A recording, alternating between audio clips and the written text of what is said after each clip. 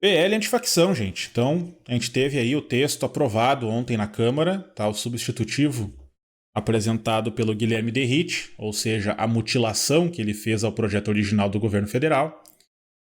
E agora segue para votação, para apreciação no Senado, tá? Nós temos que entender o que está acontecendo, o que foi alterado, principalmente, nesse texto para chegar nessa aprovação.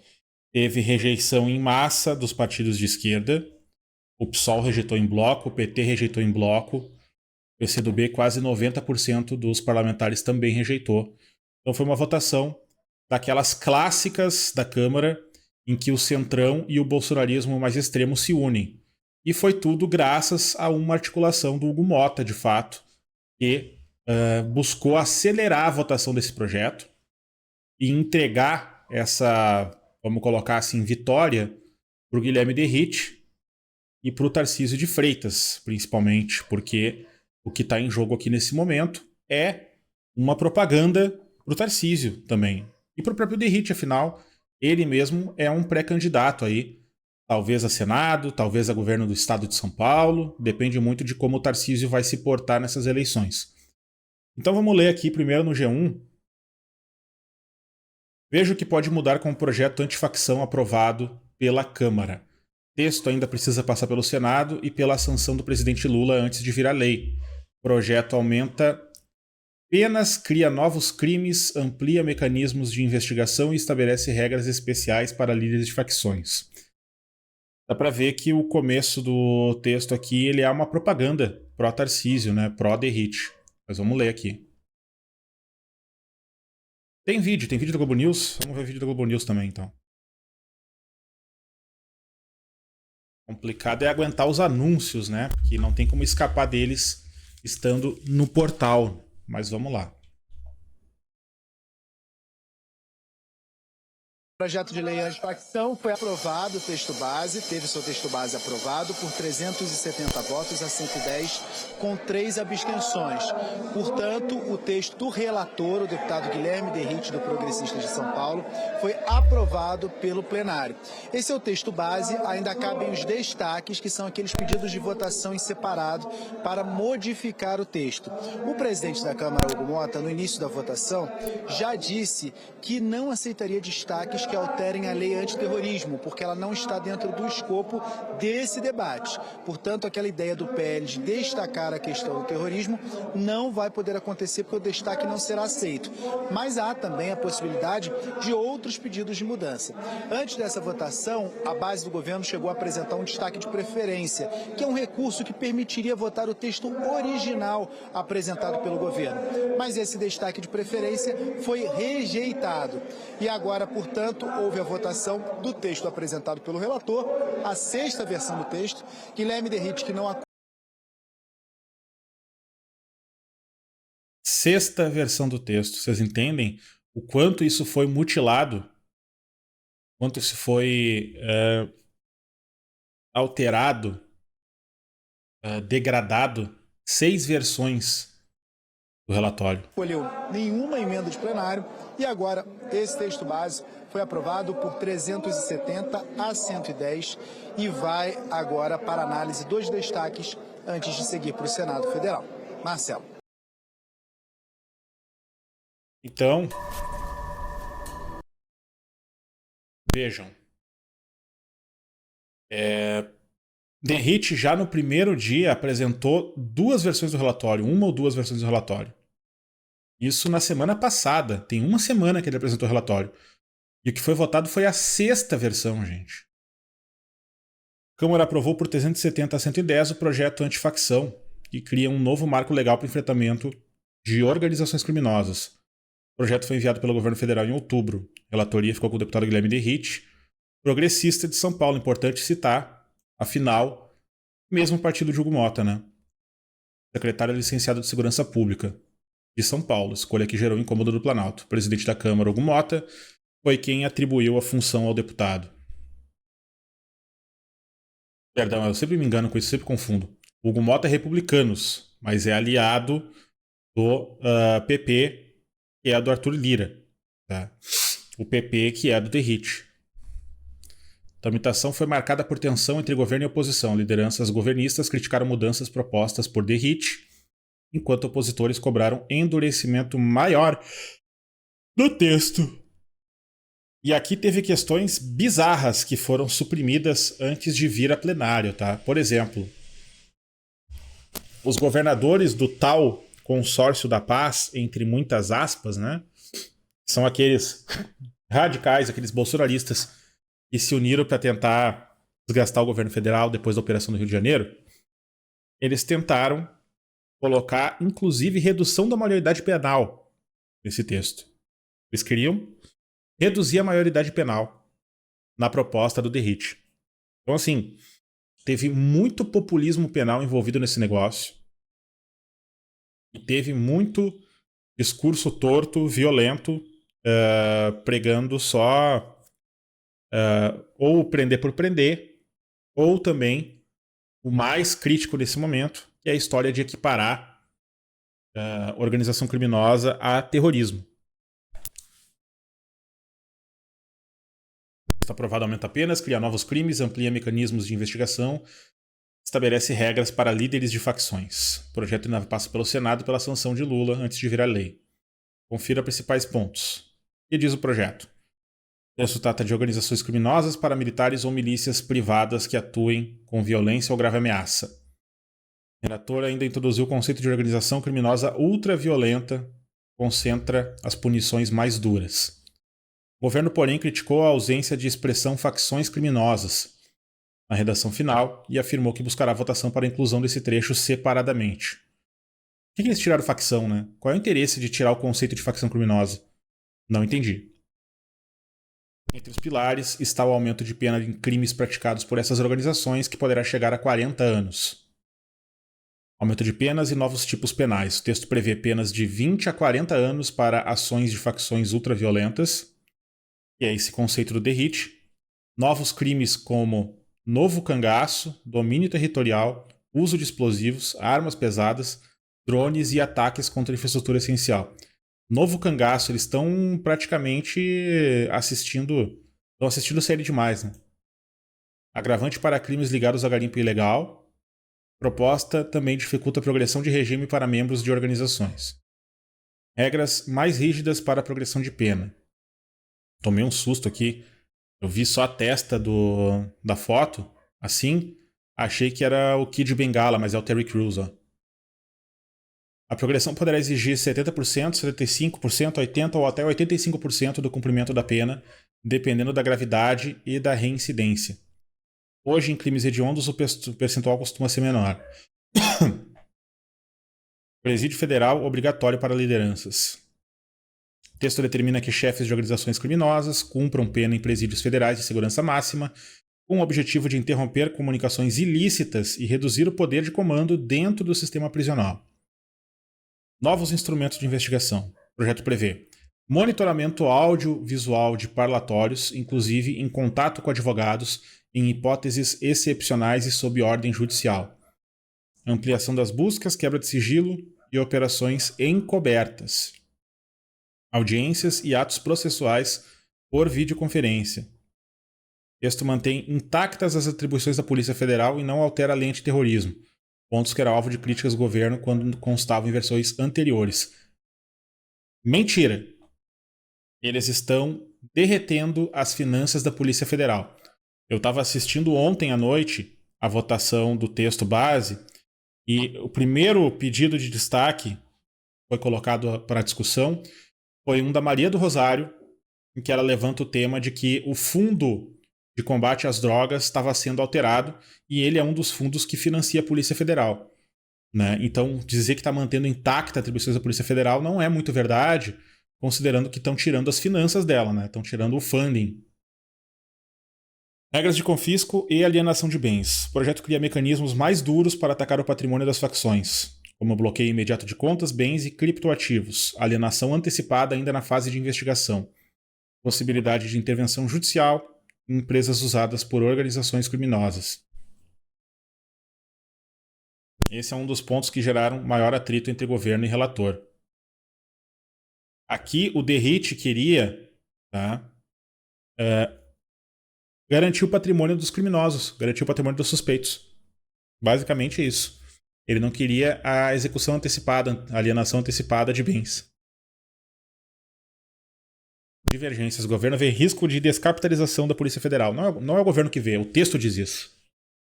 Mesmo com as negociações, líderes da base afirmam que o texto ainda reduz recursos da Polícia Federal e da União, especialmente na divisão dos valores confiscados de facções. Segundo integrantes da articulação, Derrite reforçou o Fundo Nacional de Segurança Pública, mas manteve a regra de rateio quando houver operações conjuntas entre PF e forças estaduais. E para o governo, pode tirar recursos de fundos federais como o FUNAD, Fundo Nacional Antidrogas. Para tentar reverter o cenário, o PT apresentou um destaque que buscava retomar a redação original do governo, mas esse destaque foi rejeitado. Então, o destaque que a Maria do Rosário apresentou foi rejeitado. Vejam, ele está tirando dinheiro que financia as ações da Polícia Federal e distribuindo ele para as secretarias de segurança pública dos estados. Em suma, ele está tirando dinheiro da PF para jogar num fundo difuso de segurança pública dos estados. Para tentar reverter o cenário, o PT apresentou um destaque, e não foi aprovado. Tentativa de equiparação a terrorismo é barrada. A oposição tentou, na votação do plenário, incluir destaque para equiparar facções criminosas ao terrorismo. O presidente Hugo Mota, que sempre se posicionou contra essa equiparação, barrou o pedido. O governo também era contrário. Para o Planalto, a mudança poderia abrir brecha para interferência externa em políticas de segurança pública.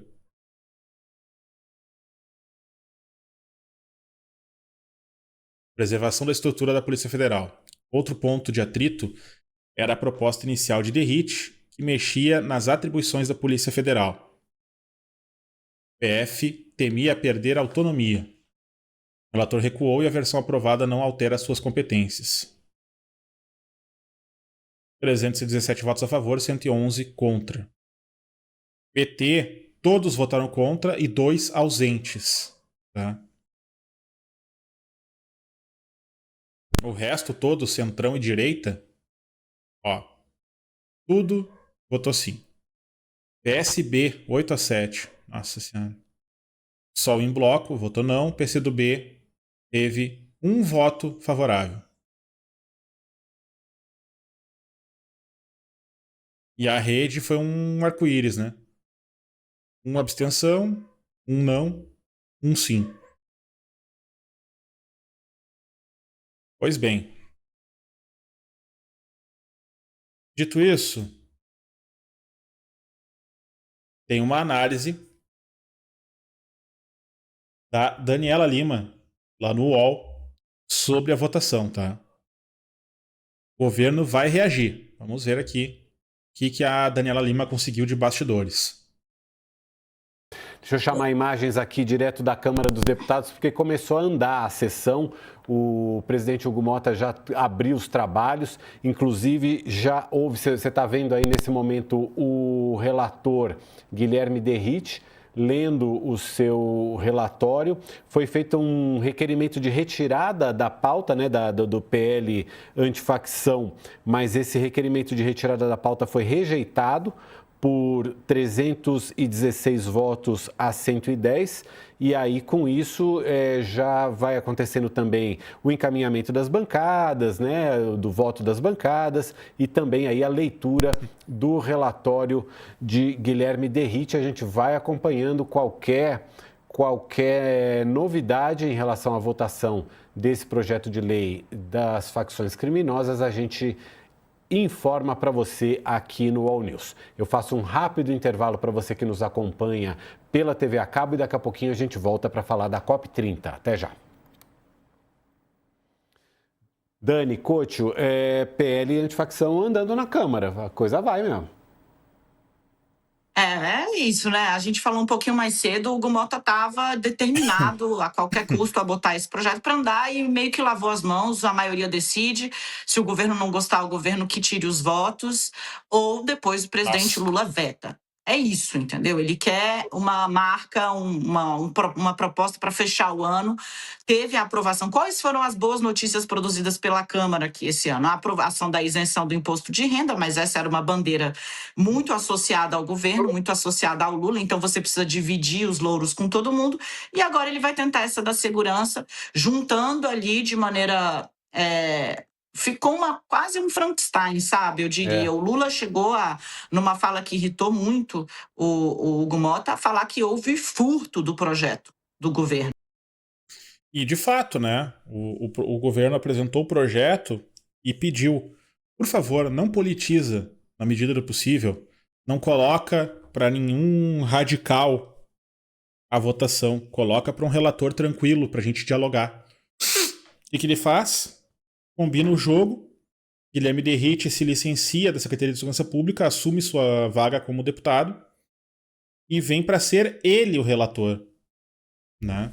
Que é mais politizado que isso, né? Isso era para ser uma política de Estado, né? Era para ser uma política tranquila, permanente para o Estado e não uma disputa ideológica e partidária, né? E o Hugo Mota transformou nisso, né?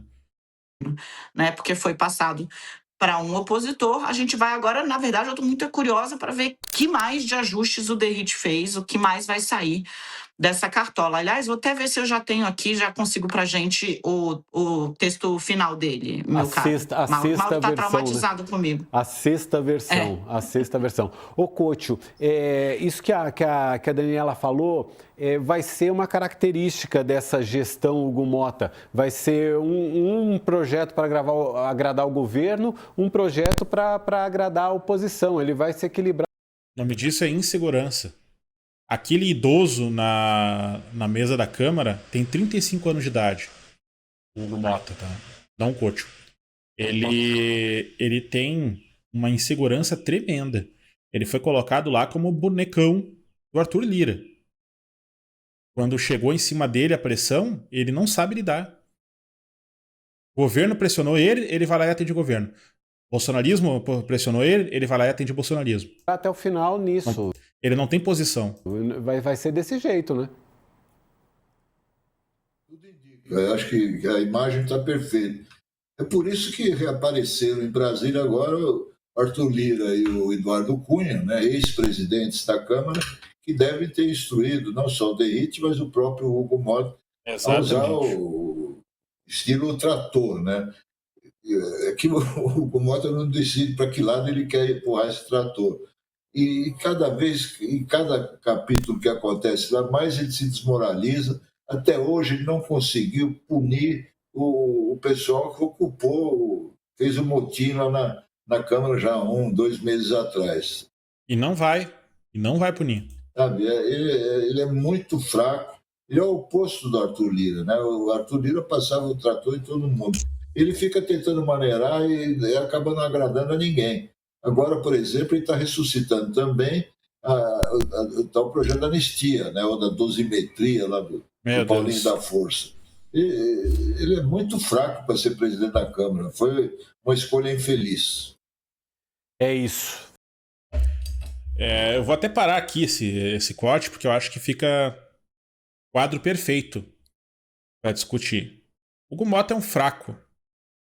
E ele não faz questão nenhuma de melhorar essa sua imagem de fraco. Porque aparentemente o que interessa para ele é tentar agradar a todos.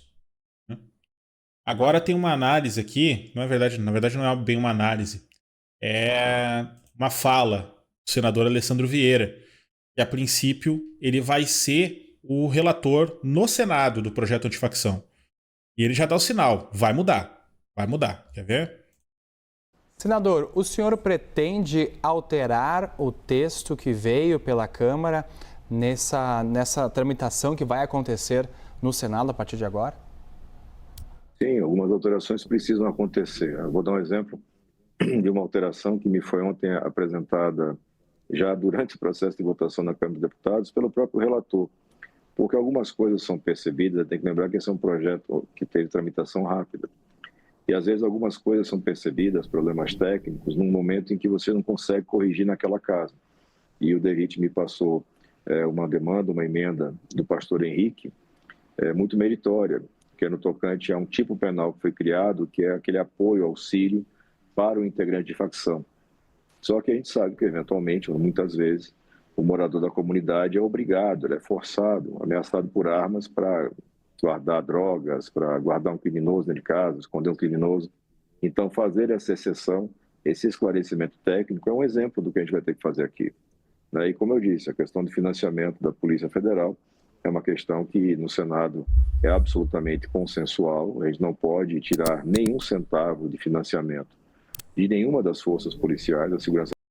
Então ele já está dando sinal de que o fundo da Polícia Federal, Fundo Nacional Antidrogas, não vai ser mexido. Ele vai devolver o teor original do governo federal no Senado. A República no Brasil precisa de mais dinheiro, não de menos dinheiro. Mas é uma questão que se resolve facilmente. A gente não está falando de contas bilionárias, a gente não está falando de nada que não seja, sentando com a técnica adequada, fácil de resolver. E a tipificação, desculpa, Abel, só pegando um gancho, e a tipificação de terrorismo vai ser colocada também em pauta por vocês? Essa modificação pode acontecer no Senado ou esse vai ser um outro projeto deixado para depois, senador? Não, isso foi descartado já na própria Câmara dos Deputados. Equiparação de facção criminosa com terrorismo é um erro técnico. São coisas diferentes, né? O terrorismo tem um objetivo. O Alessandro Vieira está sendo bonzinho dizendo que é um erro técnico. Não é um erro técnico. A comparação com o terrorismo, ela é uma questão ideológica. Uma questão intriguista. Mas o Alessandro Vieira está fazendo a política de boa vizinhança, né? Objetivo ideológico, político, religioso. A facção criminosa quer dinheiro. Ela não quer nenhuma outra coisa que não seja dinheiro. Quando ela faz o domínio de território, esse domínio de território é focado na captura e extração de dinheiro. Então, acho que o projeto foi muito bem em evitar esse erro técnico. Isso foi corrigido pelo DERIT, acho que já no segundo texto, na segunda versão. Sim. E a gente não vai retomar esse debate aqui no Senado. É evidente, cada senador tem autonomia para sugerir, para falar o que bem entende, mas é amplamente majoritário o entendimento de que esse não é um caminho. Não é um caminho razoável para você combater o crime. A gente vai manter. Voltar essa gambiarra para o texto? Ter tudo aquilo que é relevante, que é essencial. A gente vai evitar os problemas de questionamento na justiça, algumas falhas na forma técnica de montar a legislação, onde exatamente se altera, a remissão adequada. São pequenos ajustes que devem manter a essência completa do projeto, porque a gente tem concordância. Eu acho que a Câmara dos Deputados foi muito bem em transmitir, interpretar o sentimento da sociedade brasileira. O brasileiro quer um tratamento penal mais duro para o criminoso, especialmente para esse criminoso violento. Ele quer combater as facções. O brasileiro, em regra, em geral, ampla maioria, quer combater duramente o crime. E a Câmara dos Deputados entendeu esse sentimento, colocou isso no papel, e agora a nossa função aqui no Senado é revisar esse texto e garantir que ele seja funcional. Para ele ser funcional, vai ter que ser feito muito ajuste. A tentativa de emenda que o governo tentou fazer, colocando ali o texto original, né? É óbvio que não ia passar, porque daí tu tira todo o protagonismo do DERIT e do Hugo Mota, né, quando faz isso. O Hugo Mota fez um discurso lamentável quando foi aprovado o texto base, tá? Com aquele papo de sempre do nem esquerda nem direita, porque esse debate é um debate do povo brasileiro, né? Fez todo aquele discurso antipolítico por justamente um presidente de casa, um presidente de poder, né? Um presidente do legislativo. Ele não é presidente do poder legislativo, porque isso cabe ao Congresso Nacional somado, é o presidente do Senado e o presidente do Congresso, né? No caso, então, Davi Alcolumbre. Mas ele é o presidente da Câmara. Né? Ele está na linha de sucessão presidencial. Se não tem em casa para atender ao espaço da cadeira de presidente o presidente da República, o presidente, o vice-presidente e o presidente do Senado, ele é o próximo na linha. Ele é o quarto na sucessão para a presidência da República, se todos eles estiverem ausentes. Então ele tem um poder incrível e ele prefere abrir mão de fazer um trabalho dedicado para o povo brasileiro para ficar agradando a extrema-direita pelas pressões que ele sofre. Esse tipo de coisa não se vê acontecer com outras presidências, porque presidências passadas, ou esses caras já eram de extrema-direita, ou eram um centrão tradicional com muita convicção do seu foco. E daí, no caso, quando eu digo isso, qual é o seu foco? Dinheiro, por exemplo. O Arthur Lira queria dinheiro. Então ele fazia tudo o que fazia e passava a patrola sempre que necessário em função do que dava mais dinheiro. O Hugo Mota, ele não consegue sequer ter um foco. Ele é um covarde, ele é um fraco. E é lamentável que nós temos aí que aturar essa presidência até o começo do ano que vem. E não sei se ele vai conseguir se reeleger, ser reconduzido como presidente da Câmara. Eu tenho sérias dúvidas se esse cara vai aparecer como um nome ano que vem. Porque foi... Olha, nós já tivemos Eduardo Cunha. Nós já tivemos aí algumas criaturas terríveis na presidência da Câmara. Mas esse cara, da última safra, ele é o pior. Eu espero que ele não volte para a presidência da casa. Mas eu quero saber o que vocês acham. Deixa um comentário aí, deixa o seu like. Esse corte é um corte da live principal que acontece todos os dias, segunda a sexta, às 9 da manhã, exceto na segunda-feira, que é às 11, né? De terça a sexta, às 9, segunda às 11, aqui no canal Hoff News, né? O nosso Café com Notícia ao vivo. Então, acompanhe aí se você puder, se inscreva no canal e ative as notificações para ficar ligado sempre.